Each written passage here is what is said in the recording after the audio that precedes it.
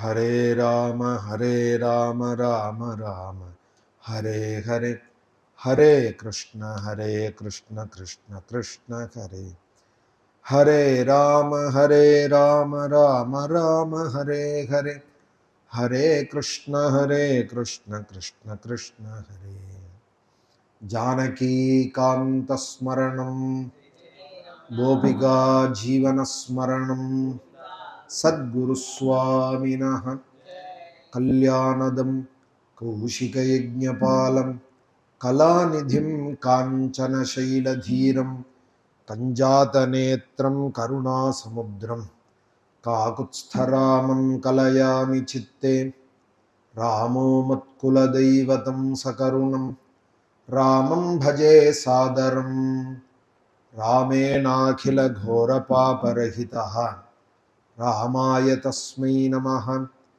Ramannasti Jagatrayika Sulabha Ramasya Dasosmyaham Rame Priti Rativa Me Kulaguru Shri Rama Rakshaswamam Narayanam Namaskritya Naranchaiva Narottamam Devim Saraswatim Vyasam Tato Jayamudirayete Yogindraya Namastasmai Shukaya Brahma Rupine Samsara Sarpadashtam Yaha Vishnurādamamu Muchati Krishnaya Vasudevaya Devaki Nandanaya Cha Nanda Gopakumaraya Govindaya Namo Namaha Prahlada Narada Parashara Pundarige Vyasambarisha Shukashonaka Bhishmadalbhyani Utmangadarjuna Vasishta Vibhishanadin Punyaniman Paramabhagavatan Smarami Swabhakta Pakshapatena Tadvipakshavidaranam Vasimhamadbhutam Vande Paramananda Vigraham Pitambaram Karavirajita Shangha Chakra Kaumodaki Sarasijam Karuna Samudram Radha Sahaya Mati Sundara Mandahasam Vatalaye Shamanisham Hadibhavaya Bhaktavatsalya Jaladhe Paramananda Rupinaha Asmadacharya Rajasya Prapannosmi Padambujam Triyambaka Puradhisham Ganadhipasamanvidam Gajarudhamaham Vande Shastaram Kuladaivatam Buddhirbalam Yashodhairiyam Nirbhayatvam Arogata Ajadhyam Vakpatutvanche Hanumat Smaranat.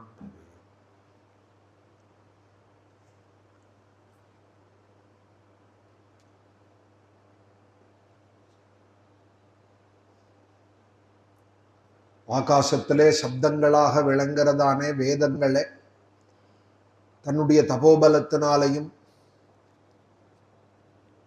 ஐஸ்வர்யத்தினாலையும் ரிஷிகள்லாம் அந்த சப்தங்களை கண்டுபிடிச்சு வேத சாஸ்திரங்களே நமக்கு கொடுத்தா.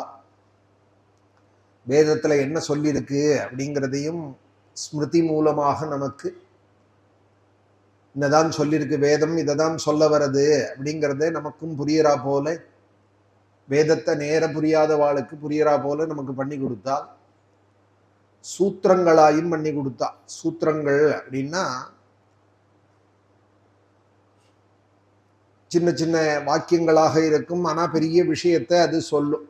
அன்னையும் பிதாவும் முன்னறி தெய்வம், இதெல்லாம் சூத்திரம்னு சம்ஸ்கிருதத்துல இப்படி இருந்ததானால் இதுக்கு சூத்திரம்னு பேர். அறம் செய்ய விரும்பு, கந்தையானாலும் கசக்கி கட்டு, கூழானாலும் குளித்து குடி, ஆறுவது சினம், இப்படி எல்லாம் நமக்கு சொல்றாளே.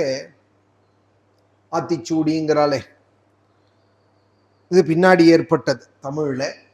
முன்னாடி ரிஷிகள்லாம் அதுக்கு தான் சூத்திரம்னு பேர். பிரம்மசூத்திரம், கர்மசூத்திரம், சௌத சூத்திரம், நம்மளுடைய நித்திய ஆன்மீகங்கள் எல்லாமே நமக்கு ரிஷிகள் ரொம்ப பரிசிரமப்பட்டு இப்படியான பிறவி எடுத்த நமக்கு க்ஷேமம் ஏற்படணும்னு இகத்துக்கோ பரத்துக்கோ வேண்டிய க்ஷேமங்கள் எல்லாம் நமக்கு சொல்லி வச்சார்.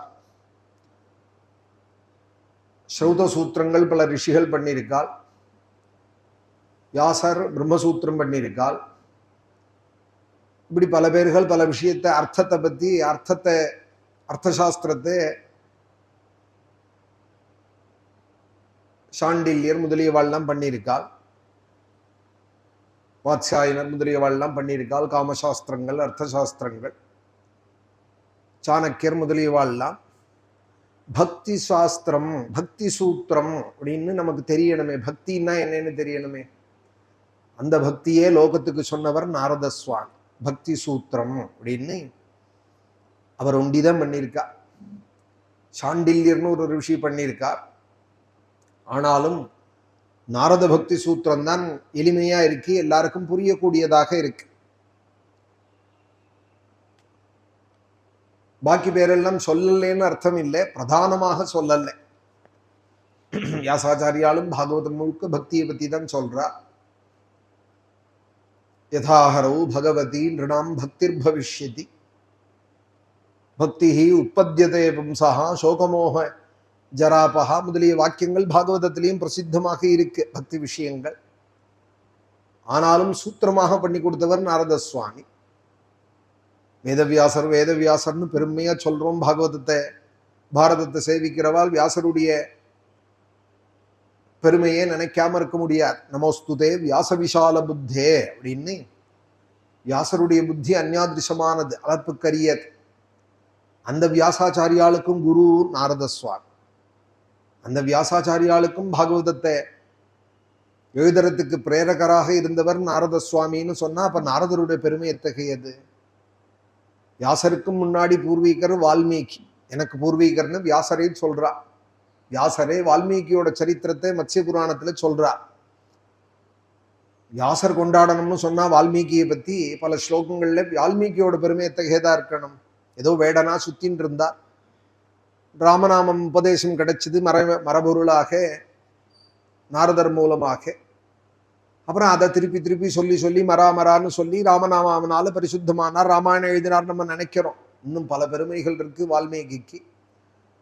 அதெல்லாம் விஸ்தாரமாக வியாசாச்சாரியால் சொல்றார். பல ஸ்லோகங்கள்ல அத்தியாயங்கள்ல சொல்றார். ஆனால் அப்ப வால்மீகியோட பெருமையும் லேசுப்பட்டதில்லை.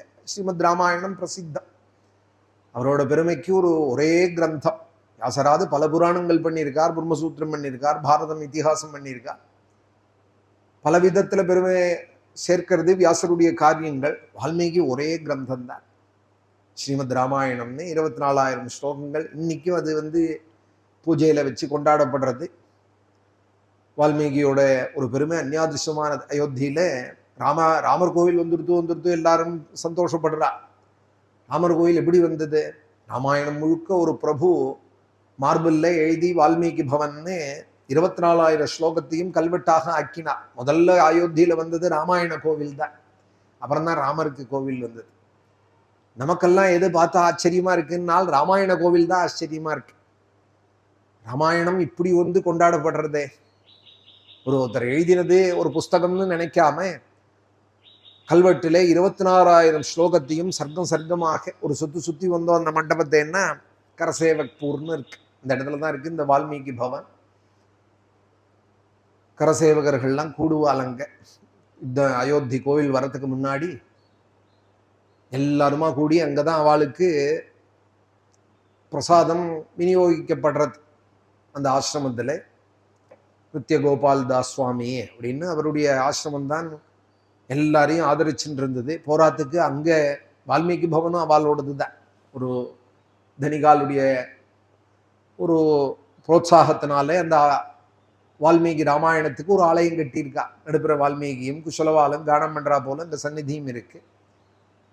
அப்படி ராமாயணம் முழுக்க எழுதி வச்ச வால்மீகியோட பெருமை எத்தகையதுன்னு பார்த்தோமானால் அந்த வால்மீகிக்கும் குருவாக இந்த நாரதர் தான் இருக்கா. இப்போ வால்மீகி பெருமையெல்லாம் எதுக்காக சொல்லிட்டு வந்தேன்னால் அவருக்கும் ராமாயணம் எழுதுறதுக்கு பிரேரகராக ராமபக்தி இன்னைக்கு படிக்கிறவாளுக்கெல்லாம் ஏற்படுறது ராமாயணத்துல.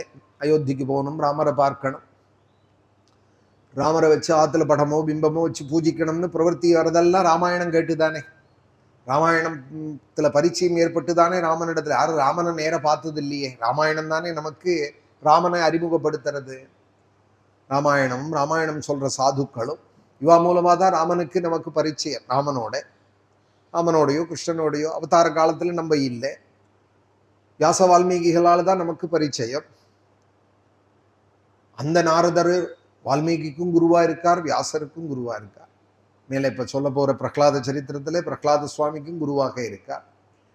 துருவசுவாமி இன்னைக்கு சப்தாகத்துல 2வது நாள் பாராயணம் நம்ம ஸ்ரீரங்கம் ராமாசிரமத்துல மாசம் நடக்கிற இந்த பாகவத சப்தாகத்துல இன்னைக்கு 2வது நாள் பாராயணம். இன்னைக்கு துருவனுடைய சரித்திரம். துருவசுவாமின்னு தான் சொல்லுவார்.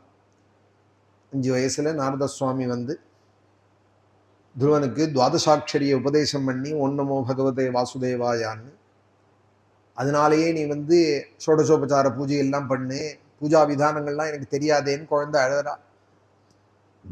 எனக்கு வந்து அர்க்கியம் பாத்தியம்னு சுவாமி வந்தாரானா அந்த மரியாதை தெரியணுமே, ஷோடசோபச்சாரம் எனக்கு தெரியாதேங்கிறா. உனக்கு ஒன்றும் தெரிய வேண்டாம், இந்த துவாதசாட்சரியாலேயே அர்க்கியம் கொடு, பாத்தியம் கொடு, பூஜை பண்ணு. அக்ஷராபியாசம் ஆகலையே, எனக்கு உபநயனாதி சம்ஸ்காரம் ஆகலையேன்னு துருவசுவாமி சொல்றது. இந்த துவாதசாட்சரியாலேயே உனக்கு எல்லாம் கிடைக்கும்னு சொல்ல சுவாமி கருடாரூடனாய் வந்துட்டார். மதுருவணம் பிருத்தியதிருக்ஷயா கதா. எந்த பிருந்தாவனத்திலே மதுவனத்திலே தபஸ் பண்ணிட்டு இந்த துவாதசாட்சரியை ஜபிச்சுட்டு இருந்தாரோ துருவன், அங்கே கருடாரூடனாய் தன் பக்தனை பார்க்கணுங்கிற ஆசையோடு கூட பிருத்தியதிருக்ஷயா கதா. பார்க்கணுமேன்னு பகவானுக்கு ஒரு அன்பு உண்டாச்சானா, நமக்கு உண்டாறதே அயோத்தியில போய் ராமரை பார்க்கணும், பிருந்தாவனத்துல போய் கிருஷ்ணனை பார்க்கணும், பூரியில போய் ஜெகநாதரை பார்க்கணும், பத்ரியில போய் பத்ரிநாராயணரை பார்க்கணும், ஸ்ரீரங்கத்துல ரங்கநாதரை பார்க்கணும் நம்ம ஆசைப்படுறோம். அதுக்கே ரொம்ப புண்ணியம் பண்ணியிருக்கணும். அப்படி ஒரு ஆசை வர்றதுக்கு பத்ரிகாசிரமம் வரைக்கும் போறதே ஒரு 15-20 கிலோமீட்டருக்கு முன்னாடி ஃப்ளவர் ஆஃப் வேலின்னு ஒரு இடம், அது வரைக்கும் ஒரு கூட்டம் போறது. பத்ரிநாராயணனை பார்க்கறது இல்லை. அது வந்து சைட் சீனுக்காக அங்கே போகிறால் நிறையா புஷ்பங்கள், அபூர்வமான புஷ்பங்கள்லாம் அங்கே பூக்கிறதுங்கிறால் 10-5 மைல் போகிறது, நடந்தே போகணும் அந்த மலையில. அவ்வளோ பிரயாசம் கூட இல்லை பத்ரிநாராயணருக்கு. இன்னொரு 10 தப்படி போனோமானா கோவில் வாசல்லையே கார் நிற்கும், பத்ரிநாராயணரை கண்ணார பார்க்கலாம். அது எல்லாருக்கும் கிடைக்கிறதோ? கிடைக்கல.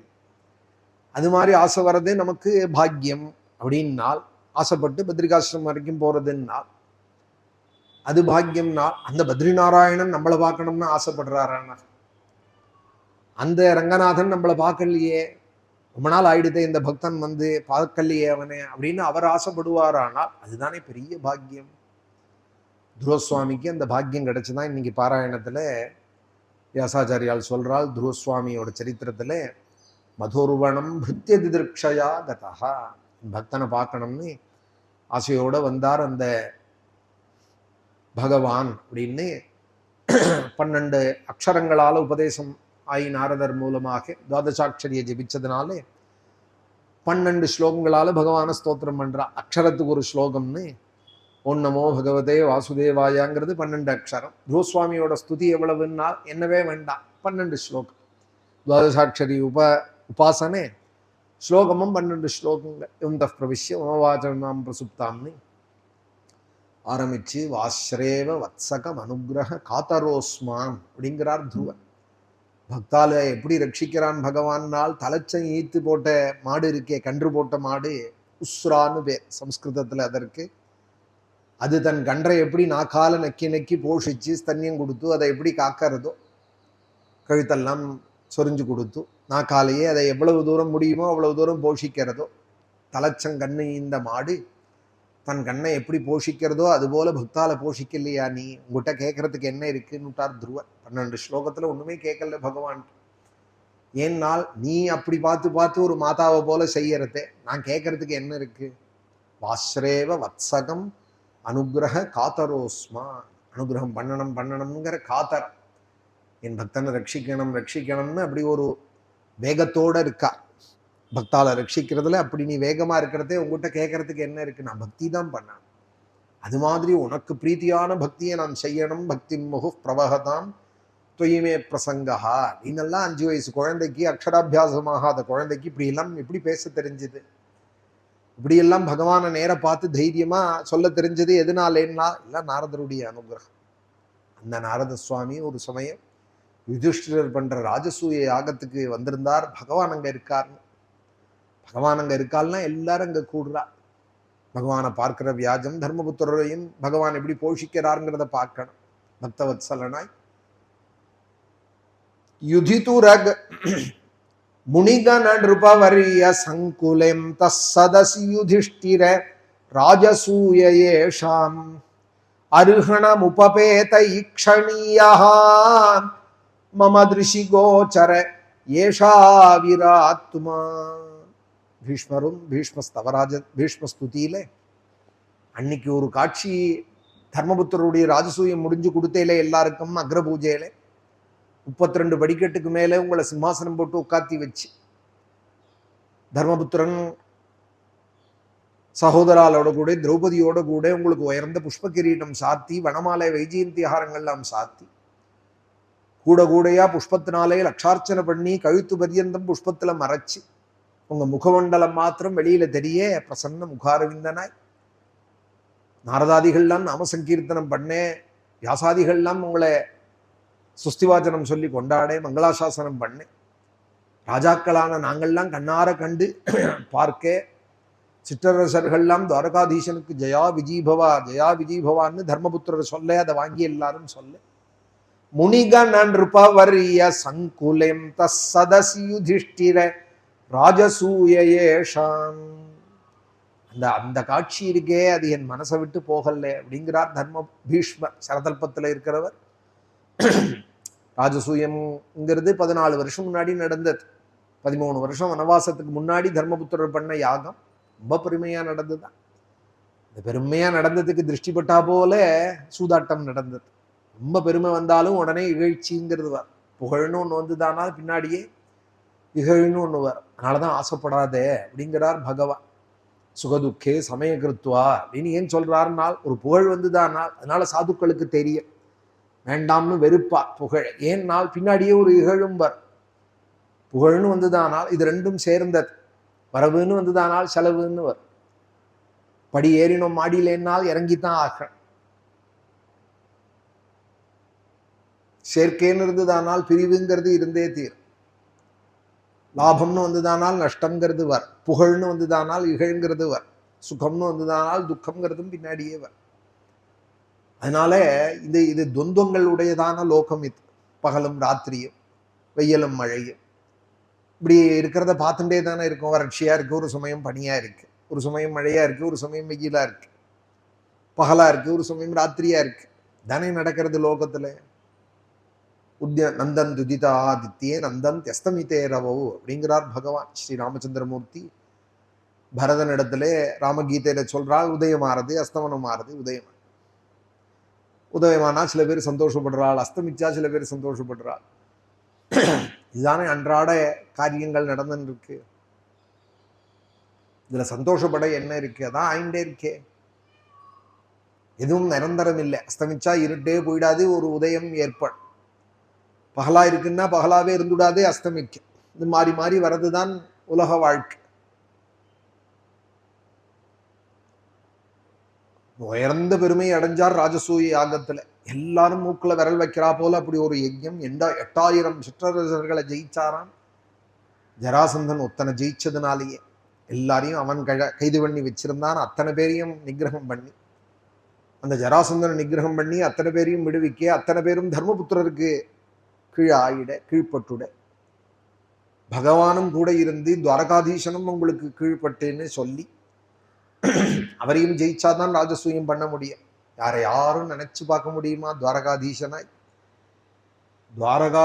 துவாரகாதீசனா இருந்தா யாராவது ராஜசூயம் பண்ண முடியுமா? நினைக்க முடியுமா? அவன் பக்த வத்சலனாய் தர்மபுத்திரருக்கு பண்ணணும்னு தர்மபுத்திரர் ராஜசூயம்னு சொன்னதுமே 56 தேசத்து ராஜாக்களையும் ஜெயிக்கணுமேன்னு கேட்டதுமே சுவாமி சொல்றார், தர்மபுத்திரா 55ன்னு சொல்லுங்கோ அப்படிங்கிறார். இல்லையே 56 தேசத்து ராஜ்யம் ஆச்சேன்னால், இல்லையே ஏற்கனவே துவாரகாதீசன் உங்களுக்கு அடிமையாச்சே அப்படிங்கிறார். பகவான நேர அப்படி சொல்லிட முடியுமா? யாராவது அறிமுகப்படுத்த முடியுமா? பக்தியினால அப்படி அடிமைப்படுத்தி வச்சிருந்தார். அகம் பக்தபராதீனகான்னு தர்மபுத்திராதிகளும் சரி, திரௌபதியும் சரி அப்படி நான் உங்களுக்கு அடிமை, அதனால நீங்க என்ன ஜெயிச்சாச்சு, ஏற்கனவே ஜெயிச்சாச்சு, மிச்ச ராஜாக்களை ஜெயிச்சா போறோம்னு சொன்னாலாம் பகவான். அந்த ஒரு கிருதஜதைக்கு தான் இங்க அக்ர பூஜை பண்ணிட்டு இருக்காள். நாரதரும் வந்திருக்கார். முனிகண நிருபவரிய சங்குலம் தஸ்ஸதசி யுதிஷ்டிர ராஜசூயேஷாம் அந்த காட்சி இருந்ததே. அன்னைக்கு பண்ண உங்களோட பூஜை, தீபாராதனைகள், தர்மபுத்திரன் பண்ணின ஜெயகோஷங்கள், அருகணம் உபபேத ஈக்ஷணீயா மம திருஷி கோச்சர ஏஷா வீராத்மா. என் மனசு அதுலயே இருக்கு அப்படின்னு பீஷ்மாச்சாரியால் மரண சமயத்திலையும் அந்த ராஜசூயத்துல பண்ண பூஜையையும் பகவானுடைய அந்த காட்சியையும் நினைச்சுட்டு இருக்கேன் அப்படின்னு சொல்றார். அப்படி ஒரு பூஜை நடந்துட்டு இருக்கிறதே ஆரம்பிய கலபாஷனாத். கலபாஷணம்னா சின்ன குழந்தைகள் பேசுற ஒரு எழுத்து 2 எழுத்துல பேச ஆரம்பிச்ச சமயம். பகவானுக்கு எப்படி குந்தி ஒரு அத்தையோ அது போல இன்னொரு அத்தை உண்டு. அவளோட புள்ளதான் இந்த சிசுபாலன். பிறக்கிறதையே 4 கையோடையும் 3 ஸ்தனத்தோடையும் பிறந்தானாம் விகாரமாய்.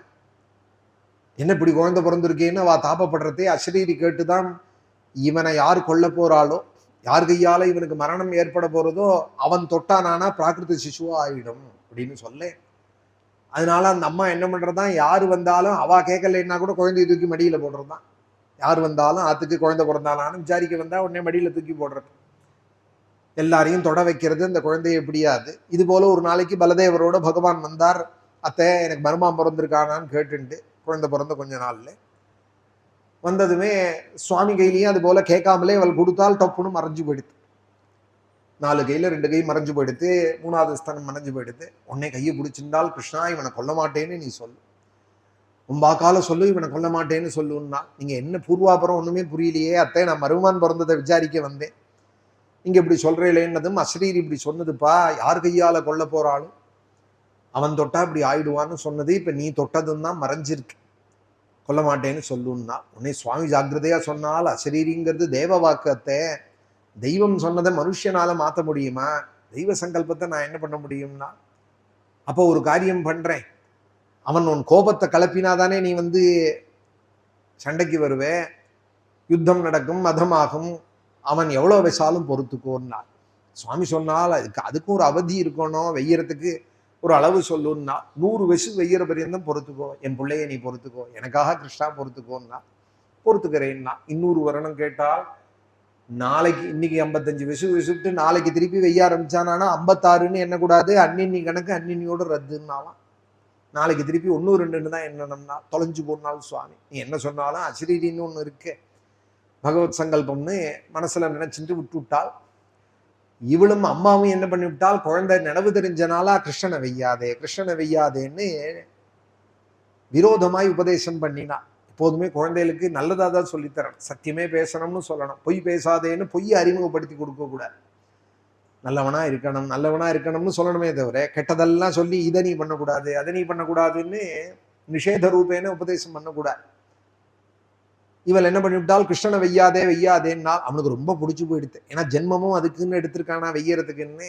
கிருஷ்ணத்விட்டுன்னா கிருஷ்ணனை வெய்யறதுக்குன்னே ஒரு ஜென்மாவா, கிருஷ்ணாவதாரத்திலேயே வெய்யறதுக்கு ஒருத்தன் பிறந்திருக்கான் பார்த்தேல. லோகம்னு சொன்னா பகவானே வந்தாலும் இந்த லோகத்துல 10 பேர் கொண்டாடுவா, 2 பேர் வெய்வா, அது ஒன்றும் பண்ண முடியாது. பகவானே நினைவு தெரிஞ்சனாலா ஆரம்பிய கலபாஷனாது. வெசு வெசு வெசு 100 வெசு வெய்வான். அவன் அம்மா சொன்னால் வெய்யாதேன்னு சொல்லி பார்த்தால் அவன் கேட்கல. அப்போ ஒரு காரியம் பண்ணால் வெய்யறதை எண்ணிண்டு வெய்யே, 100க்கு மேல வெசுடாது அப்படின்னா. சரி இன்னும் இவனும் வெய்வான். கார்த்தால பொழுது விடிஞ்சதுமே பல் தேய்க்கிறானோ ஸ்நானம் பண்றானோ இல்லையோ, துவாரகையில பகவான் வாசல்ல கண்ணாம்னான் வெய்வான். இதான் சுப்பிரபாதம் பகவானுக்கு. துஷ்டோ துஷ்ட கோவிந்தான்னு இன்னைக்கு திவ்ய தேசங்கள்லாம் சுப்பிரபாதம் நடக்கிறது. துவாரகையில இவன் பொழுது விடியறதே இவன் வெய்யறது தான். வாசல்ல சுவாமி இருந்தாரானா வாசல்ல கத்துவான். 100 வயசு எண்ணிண்டு வெய்ய சொல்லியிருக்காளாமா, 100 ஆகும். இன்னைக்கு கணக்கு முடிஞ்சு போயிடுது, கோட்டா முடிஞ்சுடுத்தோ, நாளைக்கு வரையும் போட்டு போயிடுவான். இப்படியே வச்சுன்னு இருக்கான். இங்க ராஜசூயத்துல பூஜை எல்லாம் பண்றதை பார்த்துட்டு அசூய ரொம்ப ஜாஸ்தியா போயிடுது. பிடிக்காதனத்தினால பிடிக்காதவாளை யாராவது கொண்டாடினாலும் சிரமமா தானே இருக்கும். இதுதான் இந்த பிடிக்காத்தனம் பிடிச்சத்தனம் இந்த விருப்பு வெறுப்பெல்லாம் வச்சுக்காதே அப்படின்னு பாகவதம் நமக்கு சொல்லித்தர. யஸ்மாத் பிரியா பிரிய வியோக சயோக சோகாக்னினா சகலயோனுஷு தஹ்யமானஹா அப்படின்னு மேல பிரகலாத சுவாமியும் சொல்லித்தர போறா. இது வேண்டாம்பா, இந்த பிடிச்சது பிடிக்காத்தனம்ங்கிற இந்த விருப்பு வெறுப்பை விட்டுடு, மனசோட இந்த போக்க விட்டுடு. இது வேண்டாததெல்லாம் தான் சொல்லி கொடுக்கும். மனசு ஒரு சத்ரு, அதுக்கு வசப்படாதே. புத்தி விவேகத்துக்கு தான் வசப்படணும். மனசு போற போக்குல போனானால் வளர்ந்து வளர்ந்து அப்புறம் இவனே கட்டுப்படுத்தணும்னு நினைச்சா கூட கட்டுப்படுத்த முடியாது. அவித்யா அசாதித அப்பிரமத்தஹா அப்படின்னார் ரிஷபதேவர். பரத சரித்திரத்துல பஞ்சமஸ்கந்தத்திலே நாளைக்கு வரும் பாராயணத்துல சொல்றால், அது போற போக்குல விட்டு விட்டே வளர்ந்து நிற்கிறதான் மனசு. அது பார்க்கணும்னா உடனே பார்க்கறது, கேட்கணும்னா கேட்கறது. இந்திரியங்கள் மூலமா மனசு தானே எல்லா காரியங்களையும் செய்யறது. அதை கொஞ்சம் கட்டுப்படுத்தணும். பார்க்கணும்னா பார்க்க விடக்கூடாது, கொஞ்சம் சமாதானப்படுத்தணும். கேட்கணும்னா கேட்க விடக்கூடாது. நினைச்சதெல்லாம் சாப்பிட்றது, நினைச்சபடி இருக்கிறது, இஷ்டம் போல இருக்கிறதுங்கிறத பழக்கி விட்டாலானால் அப்புறம் ஒரு கட்டத்துல கட்டே படாது. நமக்கும் கட்டுப்படாது, ஊருக்கும் கட்டுப்படாது. அது மாதிரி ஒரு அசாந்தியில கொண்டு போய் விட்டுடும் இந்த மனசு. அதுக்காக தான் ஏகாதசியாதி விரதங்கள், அமாவாசை முதலிய நியமங்கள், ஸ்ராத்தாதிகள், நமக்கு தேவபித்திரு காரியங்கள்லாம் எதற்காக வச்சிருக்காள்னா இந்த மனசை கட்டுப்படுத்துறதுக்கு தான். ஒரு 10 நிமிஷம் சந்தியாவந்தனம் பண்ணா அந்த 10 நிமிஷம் மனசு கட்டுப்படுவோம், வேற எந்த விஷயத்திலையும் போகாது. ஜலத்தை வச்சுட்டு அந்த மந்திரத்திலேயே மனசு போகும், கிரியையிலேயே மனசு போச்சானால் வெளி விஷயத்துல போகாத இருக்கு. அதுக்காக தான் அர்ச்சனம் பண்றது, அதற்காக தான் மகாமந்திரங்களை ஜபிக்கிறது, மனசை கட்டுப்படுத்துறதுக்காக தான். ஆரம்பிய கலபாஷனாத், இவன் பேச்சு வந்த நாளா கிருஷ்ணனை விசுன்னு இருந்தான். இங்க பகவானை பூஜிக்கிறத பார்த்துட்டு ரொம்ப அசூய உண்டாகி வெய்ய ஆரம்பிச்சுட்டான், என்றதை விட்டுட்டான். ஆனா புஷ்ப மலையில இருக்கிற பகவானும் உள்ள எண்ணின்னு இருக்கார். 1 2 3 4 அவன் என்றதை விட்டுட்டான், இவர் எண்ணின்னு இருக்கா. இன்னைக்காக ஒரு நாள் இவனை கணக்க தீக்கணுங்கிறத ரொம்ப நாளா எண்ணின்னு இருக்கார். அவர் நித்தியம் விசுன்னு இருக்கான். ஒரு நாள் கணக்கு தீக்கணுங்கிறத எண்ணின்னு இருக்கார். இப்ப கரெக்டா அந்த எண்ணிக்கையே இவர் எண்ணின்னு இருக்கார். புஷ்பத்துக்குள்ள 100 ஆச்சு, 101வது விஷவும் விசான்.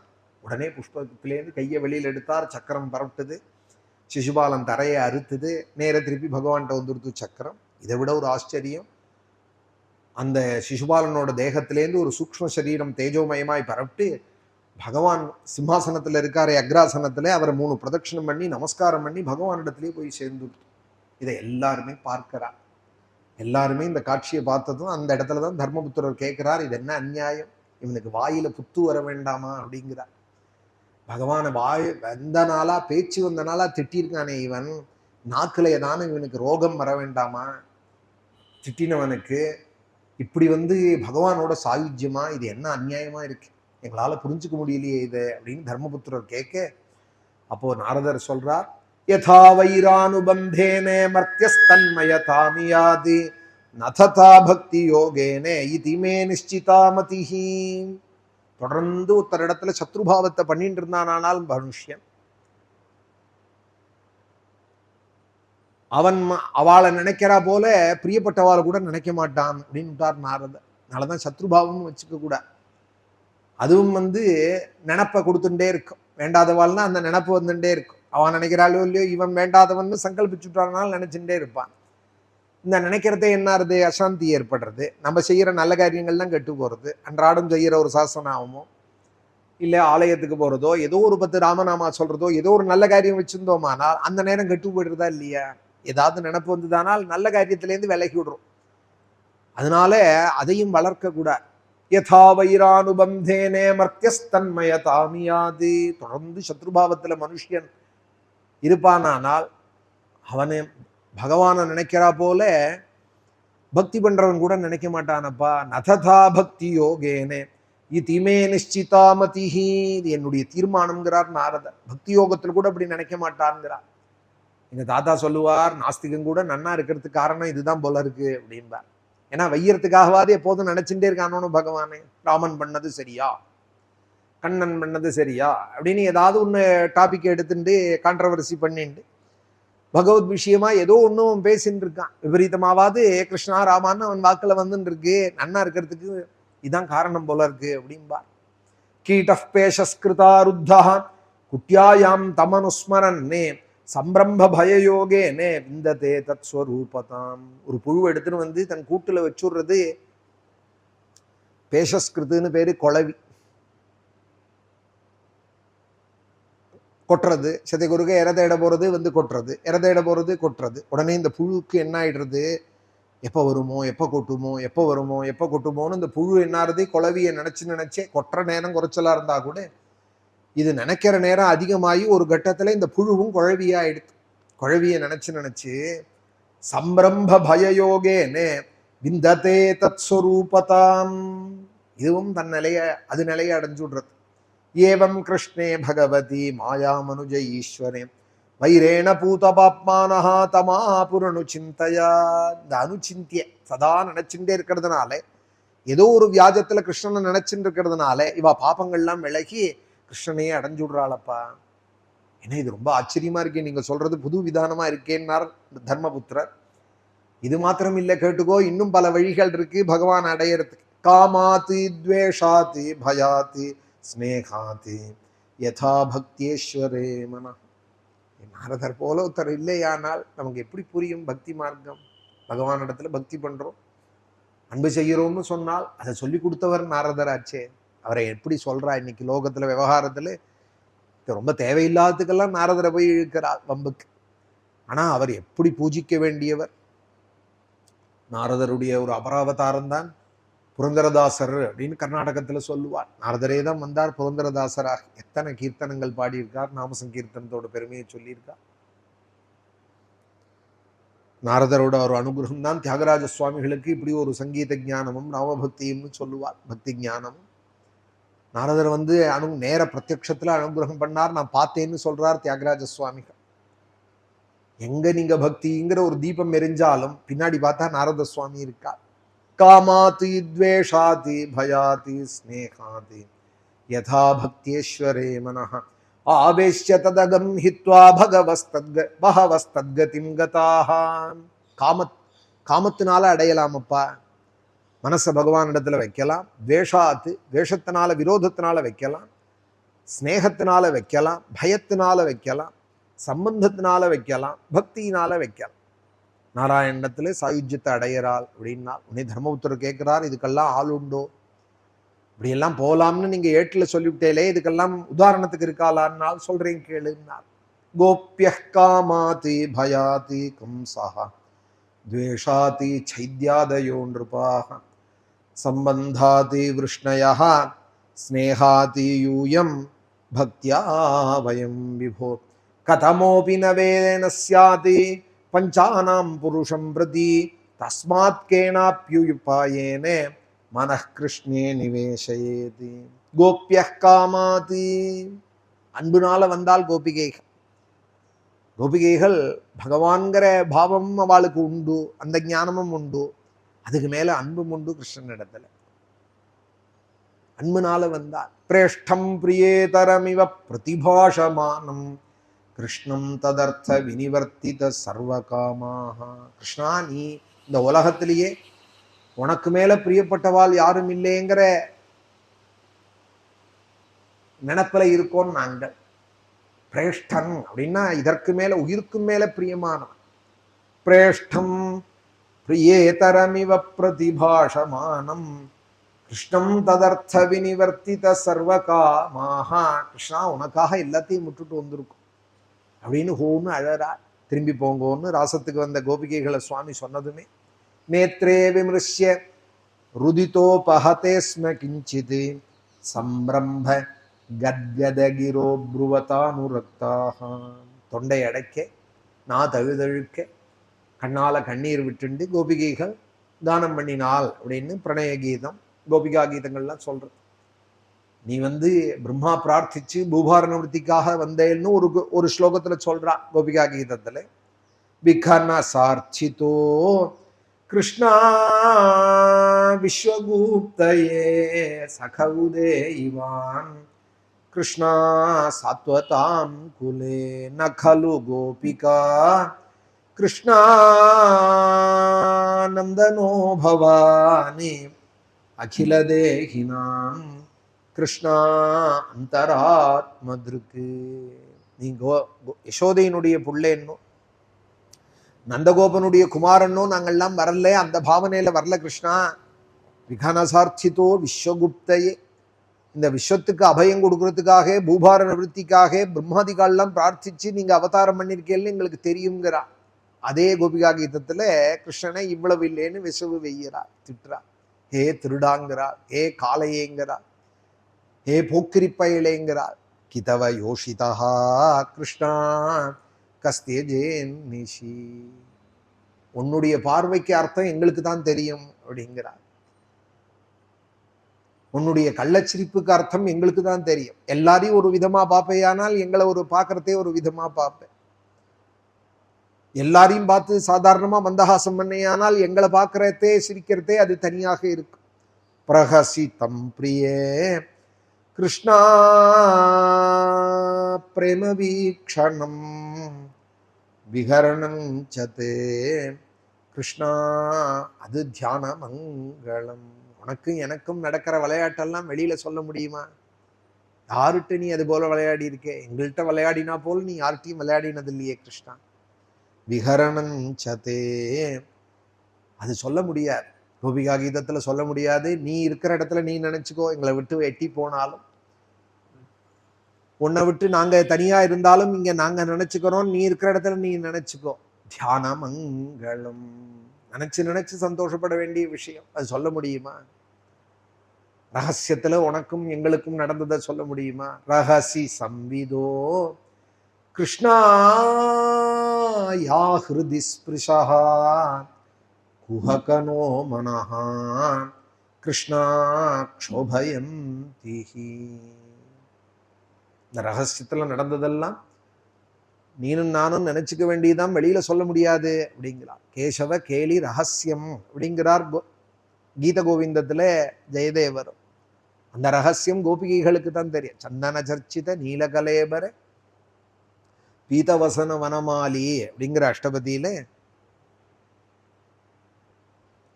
கேசவ கேலி ரகசியம் அப்படிங்கிறார். ராசக்கிரீடையதம் வர்ணிக்கிறார்.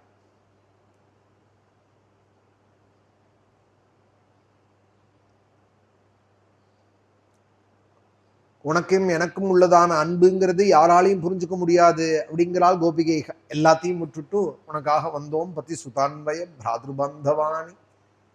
கோபிகைகளோட சுத்தமான அன்பு பிரேமதான் பக்தி. கோபிகைகளோட பக்தி பக்தின்னு சொல்றது அந்த அன்பு தான்.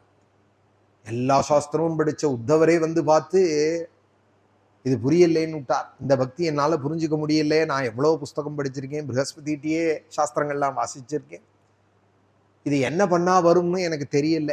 இது அலௌகிகமான அன்புங்கிறது புரியறது, லோகாதீதமான அன்புங்கிறது தெரியறது. என்ன தானம் பண்ணா வரும், என்ன விரதம் இருந்தா வரும், என்ன ஜபஹோமம் பண்ணா வரும். தானம் விரத தபோஹோம ஜபஸ்வாத்தியாய சம்யமைஹி ஸ்ரேயோபிஹி விவிதேஷ்டான்யைஹி கிருஷ்ணே பக்திரிஹி சாத்தியதே. இந்த கோபிகைகளுக்கு வந்தா போல பக்தி. இப்ப நானும் ஒரு படம் வச்சு பிம்பம் வச்சு பூஜிக்கிறேன்னா நான் நம்மளை போல உள்ளவாள் சொல்றேன். பண்றோம்னா நம்மளும் பண்றது பக்தின்னு தான் நினைச்சுட்டு இருக்கோம். ஆனா கோபிகைகளோட பக்தியை நினைக்கிறதே நம்ம பக்தி ஒண்ணும் இல்லைங்கிறது கொஞ்சம் அகங்காரம் இல்லாம இருந்தா நமக்கே தெரியும். நம்மளும் ராமனை வச்சு பூஜிச்சுட்டு இருக்கோம். தியாகராஜ சுவாமிகளும் பூஜிச்சார். தியாகராஜ சுவாமிகள் பூஜிச்சதும் நான் பூஜிக்கிறதும் ஒண்ணுன்னு நான் நினைக்கலாமா? நினைக்க முடியுமா? இவ்வளவு வசதியும் கிடையாதவருக்கு உஞ்சவருத்திக்கு போனாதான் அன்றாட நைவேத்தியமே ராமனுக்கு. சொம்படுத்துன்னு அவர் உஞ்சவருத்திக்கு போயிட்டு வந்துதான் அன்றாடம் ராமனுக்கு நிவேதனம். ரொம்ப ஏழ்மையில தான் இருந்தார் தியாகராஜ சுவாமிகள்.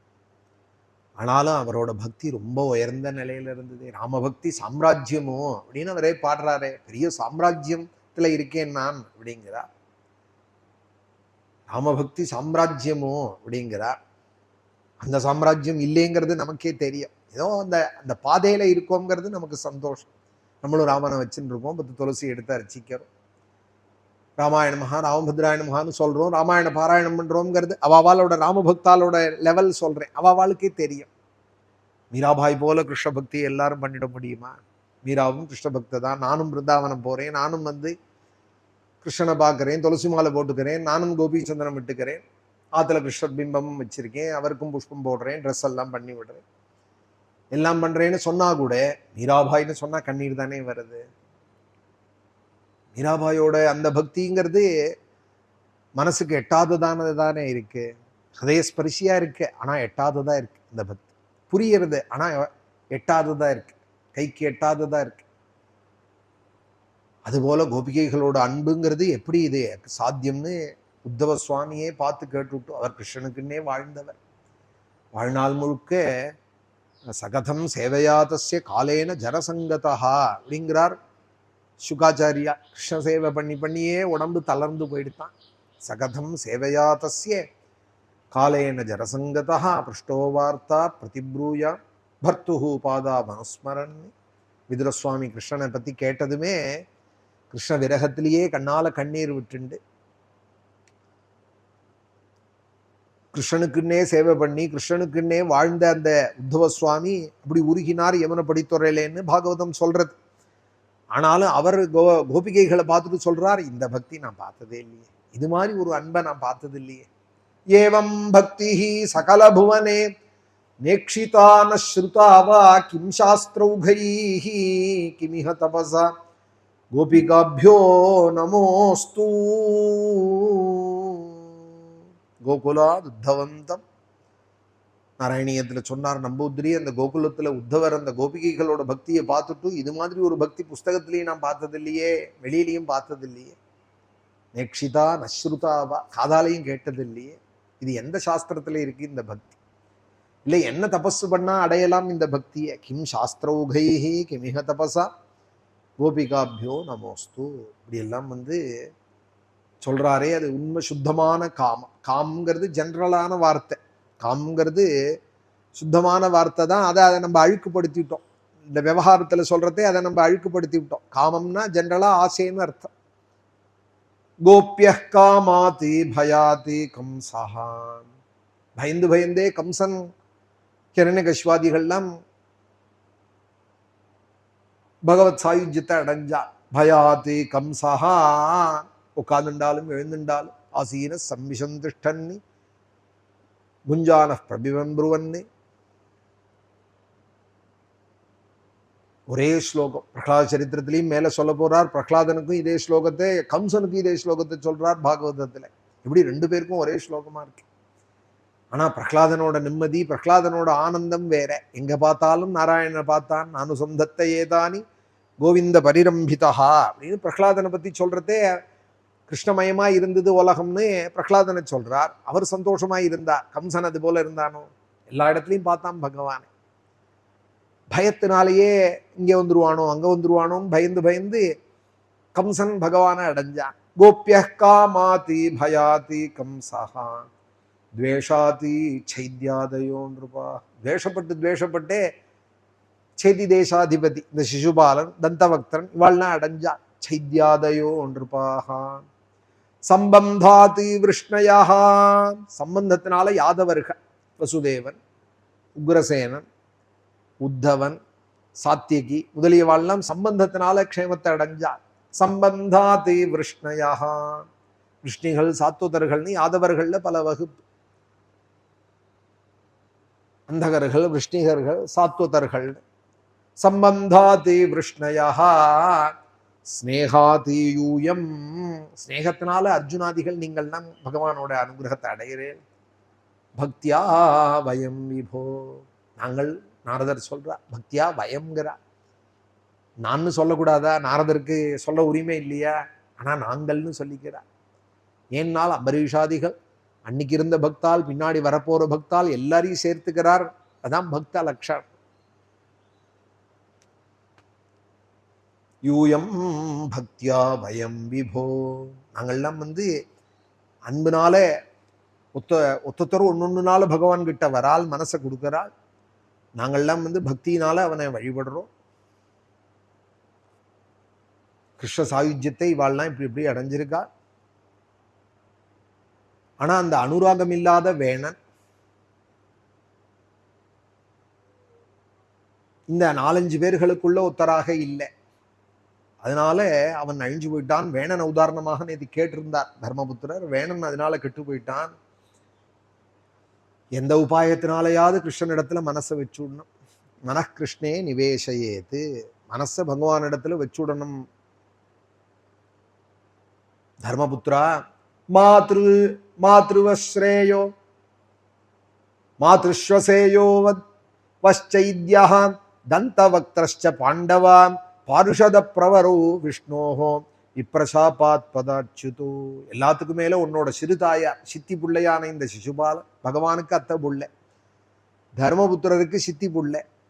மாத்ருஸ்வசேயோ பஷ்சைத்யஹா, உன்னோட சித்தி பிள்ளையான இந்த சிசுபாலனும் தந்தவக்திரனும், ஹே பாண்டவா, உயர்ந்த சபையில ஒரு சமயம் அவதூதாலால சபிக்கப்பட்டாள். விப்ரசாபாதி பதாச்சுதோ, அதனால விஷ்ணு ஸ்தானத்திலேருந்து நழுவினாலவா. பாருஷத பிரவரோ விஷ்ணோஹோ விப்ரசாபாத் பதாச்சுதோ, அதனால அவ நழுவி போயிட்டாள். அவாதான் இங்கே சிசுபால தந்தவக்திரனாக வந்து இப்ப பகவான் அடைஞ்சுட்டாள் அப்படின்னு நாரதர் சொன்னதுமே தர்மபுத்திரர் கேட்கிறா, கீதிருஷா கஸ்யவா சாபஹா ஹரிதாசாபிமர்தசனஹ அஸ்ரத்தேய இவா பாதி ஹரேரே கம்தினம் பவஹா. நாராயண பக்தர்களை அவமதிச்சுட்டாள்ங்கிறேளே, அந்த நாராயண பக்தர்களும் திருப்பி சாபம் கொடுத்தாள்னேலே. சாபம் எப்படி நேர்ந்தது, யாரோட சாபம் இது? கிருஷ்ண பக்தாளுக்கு நம்ப முடியாத விஷயமா இருக்கே. ஒருத்தர் சபிச்சுப்பாளா, ஒருத்தர் கோபிப்பாளா, திருப்பி ஒருத்தர் சபிப்பாளா? உண்மையான பக்தா. எல்லாத்துக்கு மேல வைகுண்டத்துல நடந்தது இந்த கதைன்னு சொல்றேளே, வைகுண்டத்துல இந்த காமக்ரோதங்கள்லாம் கிடையாது. தேக இந்திரியா சுகீனானாம் வைகுண்டபுரவாசினாம் தேக சம்பந்த சம்பந்தம் ஏததாக்கியாது மருகசி. பிரகிருதி உடம்புல இருக்கிறவாளுக்கு தானே வச்சேனா பாருங்கிறது, காமம்ங்கிறது, கோபம்ங்கிறது இத்தியாதி குணங்கள்லாம் பிரகிருதி குணங்கள் தானே. வைகுண்டத்துல தேகமும் கிடையாது, இந்திரியங்களும் கிடையாது. அசுங்கிற பிராணன், அசுகுன்னு பேரு பிராணனுக்கு. தேக இந்திரியா சுகீனானாம், 10 பிராணன்ல அசுன்னு ஒரு பிராணன், அதுலேருந்து புறப்படுறது தானா அசூயேங்கிறது. அசூயேங்கிறாலும் அந்த அசூங்கிற பிராண தோஷம்தான் அசூயாக வெளிப்படுறது. தேக இந்திரியா சுகீனானாம் வைகுண்ட புறவாசினாம், இந்த பிராகிருதமான பாஞ்சபூதிகமான உடம்பும் கிடையாதே வைகுண்டவாசிகளுக்கு. வெளியிலேருந்து விஷயங்களை பிடிச்சி இழுத்துன்னு வர பிசாசான இந்திரியங்களும் கிடையாது. இந்திரியங்கள் எல்லாம் பிசாசுன்னா, விஷயங்கள் எல்லாம் இதை பிடிச்சி இழுக்கிற பெரிய பிசாசுன்னா. விஷயங்கள் இதை பிடிச்சி இழுக்கிறது, இந்திரியங்கள் விஷயத்தை போய் பிடிச்சி இழுக்கிறது. ஒன்னும் தேகேந்திரியா சுகீனா நாம் வைகுண்ட புறவாசினாம், உடம்பும் கிடையாது, இந்திரியங்களும் கிடையாது, பிராணனும் கிடையாது, மனசும் கிடையாது. வைகுண்டத்துல ஒரே ஆனந்தம் தானே. அங்க எப்படி இந்த விஷயங்கள்லாம் நடந்ததுன்னு கேட்க நாரதர் அதுக்கு பதில் சொல்றா.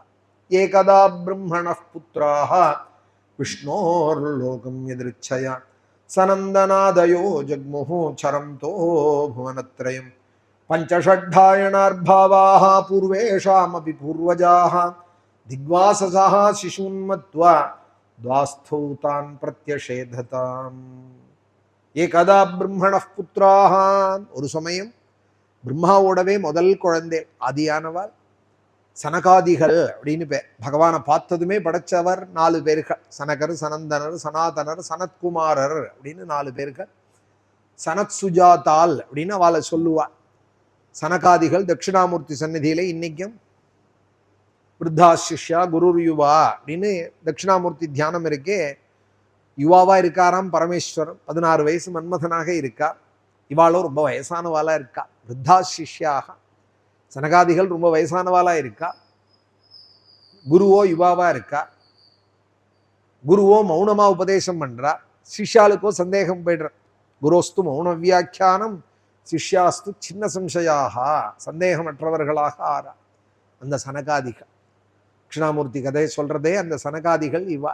ஏகதா பிரம்மண புத்திராஹ விஷ்ணோர் லோகம் எதிர்ச்சயா, விஷ்ணுவோட லோகத்துக்கு போனால் சனந்தநாதயோ ஜக்முஹு சரம்தோ புவனத்ரயம், எல்லா லோகங்களையும் சுத்திண்டு ஒரு சமயம் வைகுண்டத்தையும் போய் பார்ப்போன்னு போனாலாம். எல்லா லோகமும் போறதுக்கான தபஸு உடையவாள். ஆனா பார்க்க வயசானவள் போல இருந்தாலும் அவளுக்கு எப்போதுமே 5 வயசு தான் மதிப்பான். பஞ்சஷட்டாயனார் பாவாக, 5-6 வயசு மதிப்பு தக்கவாலாம் எப்பொழுதுமே. அதனால அவதூதாலாவே இருக்கா, வஸ்திரம் இல்லாதவாளா இருக்கா. பூர்வேஷாமபி பூர்வஜாக, ஆனா மரீச்சாதிகளுக்கெல்லாம் முன்பு பிறந்தவாள் இவா. பூர்வேஷாமபி பூர்வஜாக, முன்பு பிறந்தவா. பூர்வஜர்கள் அப்படின்னா முன்பு பிறந்தவாள்னு அர்த்தம். யாருக்கு முன்பு பிறந்தால் நவ பிரஜாபதிகள் வந்தாலே நாங்கள்லாம் வரத்துக்கு முன்னாடி பிறந்தவாள் இவ்வாள். நாரதர் சொல்றார், நவ பிரஜாபதிகள் நாரதர் இவாளெல்லாம் பிரம்மா படைக்கிறதுக்கு முன்னாடி படைச்சவர் சனகாதிகள். பூர்வேஷாமபி பூர்வஜாக திக்வாசசா சிசுன்மத்வா, குழந்தைகளா இருக்கால், கௌபீனம் கூட கட்டல்ல, இந்த வாசல்ல இருக்கிற துவாரபாலகாலா இருந்தாலாம் வைகுண்டத்துல 7 கோட்ட வாசல் உண்டு. 7 கோட்ட வாசலுக்கும் 2 பேர் இருப்பா. விகனசர், தாபசர், சுனந்தன், நந்தன், ஜெயன், விஜயன். இது மாதிரி 7 கோட்ட வாசலுக்கு 2 பேர் காவலாளிகள் இருப்பா. அவளோட அனுமதியோட தான் உள்ள போறது. பெருமாள் கோவில் போனா கூட 2 பேர் நிக்கிறா இல்லையா வாசல்ல. ஒரு கோவில்ல ஒரு பார்ஷதால் நிக்கிறா. திருப்பதி போனாலும் பார்க்குறோம், ஸ்ரீரங்கம் வந்தாலும் பார்க்குறோம், அனந்த சைனத்திலையும் பார்க்குறோம். 2 பேர் வாசல்ல நிற்கிறாலே. திக்வாசசா சிசுன்மத்வா துவாஸ்தௌதான் பிரத்யஷேததாம். உடனே கையில இருக்கிற பெரம்பால தடுத்தாலாம், உள்ள போகக்கூடாது. ஏன் எங்களை தடுக்கிறேன்னால் கோமனம் கட்டாத வாழ்க்கை என்ன வைகுண்டம்னாலாம். திக்வாசசா சிசுன்மத்வா. கௌபீனம் இல்லை, கட்டிசூத்திரம் இல்லை. மகாலட்சுமியோட பெருமாள் அங்க பரமபதத்துல விட்டுருக்கா. அவதூதாலா இருக்கேள், சின்ன குழந்தையிலா இருக்கேள் நீங்கள், இப்ப என்னத்துக்கு உள்ள போறேன்னு தடுத்தானா. திக்வாசசா சிசுன்மத்வா துவாஸ்தௌ தான் பிரத்யஷேததாம். குழந்தைன்னு நினைச்சுன்னு தடுத்துட்டானா. இந்த கதை இருக்கே, இஸ்கான்ல பாகவத பாராயணம் பண்ணிண்டே அந்த சித்திரங்கள்லாம் வரைகிறவால் வரையலாம். இஸ்கான் புஸ்தகத்துல பார்த்தோம்னா பாகவத புஸ்தகத்துல சில சித்திரங்கள் அந்த கதையை ஒட்டியே போட்டிருப்பா. நம்ம பாகவத ராமாயணங்கள்லாம் ரெண்டு ஒரு சித்திரங்கள் தான் பார்க்க முடியும். பாகவத புஸ்தகத்தை பார்த்தோம்னா கோகர்ணனோட படம் இருக்கும், துந்துகாரி படம் இருக்கும், வியாசர் சுகர் பரீட்சத்துக்கு பாகவதம் சொல்றா போல கங்கைக்கரை படம் இருக்கும். பாகவத புஸ்தகத்துல சித்திர படமா 2 தான் இருக்கும். இஸ்கான்ல ஒரு கதைக்குமே ஒரு படம் இருக்கும். விசேஷம் ரொம்ப அழகா இருக்கும். அதுவும் பாராயணம் பண்றவால் அந்த விஷயத்தை மனசுல வாங்கிட்டு அந்த பக்தியோட வரைஞ்சிருப்பா. அதுவும் இந்த கதையை பார்த்தோமானா வைகுண்ட பார்ஷதால் வைகுண்ட படியிலை வா ஏறுறதும் தடுக்கிறதும், இந்த கௌபீனம் இல்லாத நின்று இப்படி முறைக்கிறா குழந்தையில வாழை பார்த்து. படம் ரொம்ப நல்லா இருக்கும். இந்த அத்தியாயம் படிக்கவே வேண்டாம், அந்த படத்தை பார்த்தாலே தெரியும். இந்த சனகாதிகள் அவளை கோச்சிக்கிறதும். தான் வீக்ஷவாதரசனானி சதுரகுமாராணி விருத்தாந்த சார்த்த வயசோ வினிபாத்திய தத்துவானி வேத்ரேண சாஸ்கலயதா மததர்ஹணாம் ஸ்தௌ தேஜோ விஹஸ்ய பகவத் பிரதிகூலசீலோ. திருத்தீய ஸ்கந்தத்துல இந்த கதையை சொல்றா. சப்தமத்திலையும் சுருக்கமா இங்க நாரதர் சொல்றா. உடனே கண்ணால முறைச்சாலாம் சுற்றுலா போல. தான் வீக்ஷவா தரசனானி சதுரகுமாரானி காமானுஜேன சஹசா சௌபப்ளுதாக்ஷா. கண்ணால அப்படியே சுடுறா போல பார்த்தாலாம் அந்த குழந்தை. வேகமா இவ வைகுண்டத்துக்குள்ள பிரவேசிக்கிற காலத்துல தடுத்தாளானா. கோவிலுக்கு போறவால உள்ள போங்கோ, பகவான் இருக்கார், வீட்டில் இருக்கார் பரமபதநாதன் சொல்ல வேண்டி இருக்கே. இது புறப்பாடாருது, போய் பாருங்க, பார்த்துட்டு வருவா, அப்படித்தானே சொல்லணும். கோவில்ல கைங்கரியப்பரால் போங்க, உள்ள போங்கோ, பெருமாளை பாருங்கன்னு தானே சொல்லணும். தடுத்தாளானா. சாமானியால தடுக்க முடியுமா? சாமானியால் வைகுண்டம் போக முடியுமா? இவனுக்கு அருமை தெரியல, குழந்தைகள் நினைச்சுன்னு தடுத்துட்டானா. உடனே அசபன் குபிதா ஏவம் யுவாம்பாசம் ந சார்கதா. ஏன் எங்களை தடுத்தேல் அப்படின்னால் சனகாதிகள். வஸ்திரம் இல்லை, உங்களுக்கு என்ன வைகுண்டம்? நான் சிரிச்சுட்டே. ரஜோகுண தமோகுணம் இல்லாத நாராயணனுடைய சரணத்தை ஆசிரியிச்சிருக்கிற சத்துவகுணத்திலேயே இருக்கிற வைகுண்டத்துல இருக்கிற நீங்கள் இப்படி பாரியம் பண்றது தகுதி இல்லை. நீங்கள் சீக்கிரம் பாபம் நிறைஞ்சதான அசுர ஜென்மாவை போய் அடங்கியோ அப்படின்னு சபிச்சு விட்டால் அவ. ரஜஸ்தமோபியாம் ரஹிதே பாதமூலே மதுத்விஷா பாபிஷ்டா மாசுரீம் யோனிம் பாலிஷோ யாதமாஸ்வதா. போங்கோ, நீங்க போய் கீழே சபிங்கோன்னு சொல்ல 2 பேரும் உடனே கீழே விழறா சாபத்தினால. ஏவம் சப்தௌ ஸ்வபவனாதி பதம் தௌ தௌ கிருபாலுபிஹி. இவா சபிச்சதுமே அவ 2 பேரும் தன் போஸ்ட்லேருந்து இறங்குறத பார்த்தாலாம். சபிச்சுட்ட உடனேயே க்ஷணகோபா மகம் தோப்பி. ஒரு க்ஷணம் கோபிச்சுப்பால் மகான்கள், அப்புறம் அப்படியே குளிர்ந்து போயிடுவாள். இவாளா இப்படி இருந்தால்னு அடுத்த நிமிஷம் பார்த்தா இருப்பா. ஏன்னா இயல்பு அவளுக்கு கருணை தானே, எப்பொழுதும் குளிர்ந்த பார்வை, குளிர்ந்த நினைவுல தான் இருப்பாள். ஏதோ ஒரு நேரம் சட்டுன்னு சகிக்க முடியாத கோபத்தை யாராவது படுத்தினாலானா ஒரு க்ஷணம் கோபிப்பா, அப்புறம் தானே அடங்கிடுவாள். அதுபோல இவா கீழே இறங்குறத பார்த்ததுமே கருணை உண்டாயிடுதான். ஏவம் சப்தௌ ஸ்வபவனாதி பதம் தௌ தௌ கிருபாலுபிஹி. இவா கிருபாலுக்களா இருக்கிறதுனால புரோக்தௌ புனர்ஜன்மபிர்வா திரிபிர்லோகாய கல்பதாம். 3 ஜென்மா உங்களுக்கு நான் கொடுத்த சாபம்தான். ஆனா இந்த 3 ஜென்மா ஆனதும் இந்த சாபம் நிவர்த்தியாகி திருப்பி இங்கேயே நீங்க வந்துடுவேல் அப்படின்னு அவளாவே அனுகிரகம் பண்ணினாள் அப்படிங்கிறார் நாரதர். திருத்தீய ஸ்கந்தத்துல அவ காலை பிடிச்சுன்னு கேட்டாலாம், இப்படி எங்களை சபிச்சுட்டேலே, வைகுண்டவாசம் இல்லாத பண்ணிவிட்டேலே, எங்களுக்கு எப்ப சாப விமோச்சனம்னு கேட்க, பகவானே உங்களை 3 ஜென்மாலையும் வதம் பண்ணுவாள் அப்படின்னதும் அவ 2 வரம் கேட்டுண்டாலாம். வதம் பண்ற காலத்துல அவர் பகவான் எங்களுக்கு தெரியணும். 2வது 3 ஜென்மா முடிஞ்சதும் உங்க சாபம் ஆனதும் திருப்பி இதே போஸ்ட் எங்களுக்கு கிடைக்கும், அதுக்கு நீங்க அனுகிரகம் பண்ணணும்னு சொல்ல அவளும் அனுகிரகம் பண்ணினால்னு திருத்தீயத்துல விதுரமைத்ரேய சம்பாதத்துல இந்த கதை சொல்லப்படுற. யஜ்ஞாதே தௌதிதே புத்ரோ தைத்யதானவ வந்திதோ ஹிரண்யகசிபுர்ஜேஷ்டோ ஹிரண்யாக்ஷோனுஜஸ்ததா. இந்த 2 பேரும் தான் முதல் சாபத்துக்கு ஏத்த ஜென்மமாய் தம்பியாய் ஹிரண்யாட்சனும் திதிபுத்திராளாலையும் தனுபுத்திராளாலையும் சேவிக்கப்படுறவளாக திதியோட குழந்தைகளாக ஹிரண்யாட்சன் ஹிரண்யகசிபுன்னு 2 பேர் பிறந்தாள். அதுல ஹிரண்யாட்சன் தான் தம்பி. ஹதோ ஹிரண்யகசிபு ஹரிணா சிம்மரூபினா. அந்த ஹிரண்யகசிபுவை பகவான் நிருசிம்மமாக அவதாரம் பண்ணி சிங்கரூபம் எடுத்து வதம் பண்ணினார். ஹிரண்யாட்சோதரோத்தாரே பிப்ரதா சௌகரம் மபு. இந்த ஹிரண்யாட்சனை தான் பன்றிரு ரூபம் எடுத்து பகவான் வதம் பண்ணினார். ஹிரண்யகசிபு புத்திரம். ராஜன்னே தர்மபுத்திரா, அந்த ஹிரண்யகசிபுவுக்கு ஒரு புள்ள இருந்தானே, ஹிரண்யகசிபு புத்திரம். அவனுக்கு என்ன பெருமைன்னால் எல்லாருக்கும் பக்தாளுக்கு பகவானை பிடிக்கும், ஆனா அந்த பகவானுக்கு இவனை பிடிக்குண்டா. பிரஹ்லாதம் கேசவ பிரியம். அழகான பதம். இந்த தாத்தா சொல்லுவார், பாகவதத்திலேயே 2 பதத்துக்கு விலையே போட முடியாது அப்படின்பா. பாகவதம் 18,000 ஸ்லோகத்துல 2 பதத்துக்கு ஈடா எதையும் சொல்ல முடியாதுன்பா. ஒன்னும் இந்த பிரஹ்லாத சரித்திரத்துல உள்ள பிரஹ்லாதம் கேசவ பிரியம், கேசவனுக்கு ரொம்ப பிரியமானவன் பிரஹ்லாதன் அப்படிங்கிறது விலமதிக்க முடியாததான சொல். இது ஒன்றும்.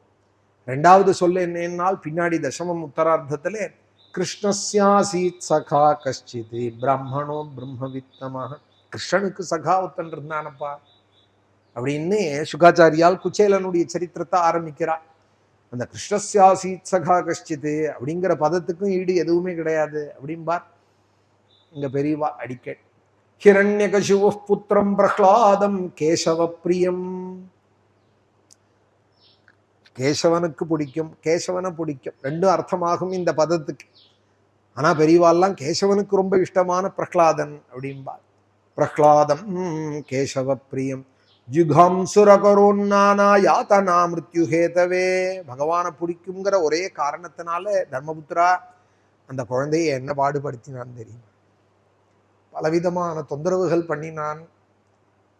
அந்த ஹிரண்யகசிபு ஷாவுக்கு ஏற்படுறதுக்கு என்னென்ன வழி உண்டோ எல்லா தொந்தரவும் பண்ணினான். அவனை கொல்லணும்னு இவன் முயற்சி பண்ணினான். அந்த முயற்சினாலேயே இவன் அழியப்பட்டான் நிருசிம்மத்தாலே. ஜிகாம் சுரகரோன்னானா யாத்தனா மிருத்யுஹேதவே சர்வபூதாத்ம பூதம் தம் பிரசாந்தம் சமதர்சனம் பகவத் தேஜசா ஸ்பிருஷ்டம் நாசக்னோத்தந்து உத்யமைஹி. எல்லா பிராணிகளுக்கும் ஆத்மாவாய் பகவானை உபாசிச்சாராம் பிரஹ்லாதஸ்வான். சர்வபூதாத்ம பூதம் தம், எல்லாருக்குள்ளேயும் அவர் தானே இருக்கார். பிரசாந்தம், யாரிடத்திலையும் துவேஷம் இல்லாத சாந்தியாக எப்பொழுதும் இருப்பாராம் பிரஹ்லாதன். சமதர்சனம், எல்லா இடத்துலையும் பிரம்மத்தை பார்த்துட்டு விஷ்ணுவோட சக்தியினாலே பகவத் தேஜசா ஸ்பிருஷ்டம் நாசக்னோத் ஹந்துமுத்யமைஹி. பல முயற்சி பண்ணியும் ஹிரண்யகசிபுவால ஒன்றும் பண்ண முடியாதவராக இருந்தார். இது ஒரு ஜென்மா இவாளுக்கு, இந்த இரட்டையர்களுக்கு. ஹிரண்யாட்சன் ஹிரண்யகசிபுன்னு ஒரு ஜென்மா எடுத்தால் முதல்ல அசுராளாக வந்தாள், அப்புறம் ராட்சசாலாக வந்தாள். ததஸ்து ராட்சசூ ஜாது கேஷின்யாம் விஸ்ரவஸ்சுது ராவண கும்பகர்ணஸ்சே சர்வலோகோபதாபனு. அதே இரட்டையர்கள் ஹிரண்யாட்சன் ஹிரண்யகசிபுவா இருந்த காலத்திலே வராகாவதாரமாயும் சிம்ஹாவதாரமாயும் பகவான் வந்து 2 அவதாரம் இவாளை பண்ணி வதம் பண்ணதும் அந்த ஆசுர ஜென்மாலேருந்து அடுத்தது ராட்சச ஜென்மா ப்ரமோஷன், அப்புறம் ராட்சச ஜென்மாலேருந்து அடுத்த 3வது ஜென்மா க்ஷத்ரிய ஜென்மா.